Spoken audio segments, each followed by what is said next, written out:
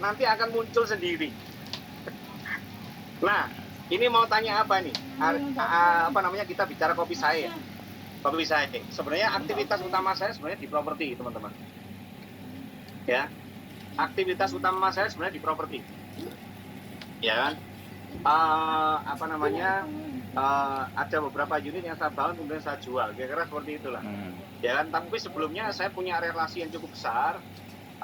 Saya punya beberapa kawan yang alhamdulillah apa namanya, beliau juga apa namanya, kita membangun saling kepercayaan yang cukup tinggi, kira-kira seperti itu yang sebelumnya, sehingga saya mudah saja untuk nanti membangun sebuah nilai atau value bisnis usaha yang baru dengan mereka, kira-kira begitu. Awal saya memulainya awalnya dari properti, ya kan. Kemudian dari situ saya melihat bahwa ada sebuah peluang. Banyak sekali orang-orang yang memiliki sebuah properti yang cukup strategis, kira-kira begitu, memiliki nilai jual yang cukup tinggi, tapi tidak cukup produktif dalam artian ya properti itu katakanlah misalkan tidak menghasilkan cash flow yang diharapkan gitu ya, atau bahkan digeledak, kira-kira begitulah. Mungkin bahasa saya campur-campur ya, tapi harapan saya teman-teman, karena saya memang asli Surabaya ya wis ngene iki lah bahasane ya. Nah, digeledak yang kemudian saya mencoba untuk mencari cara bagaimana kita bisa memberikan value atas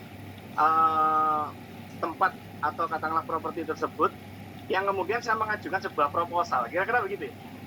Nah, proposal itu kemudian saya tahu bahwa saya tidak punya kompetensi kaitan dengan bagaimana kita membangun sebuah usaha bisnis F&B.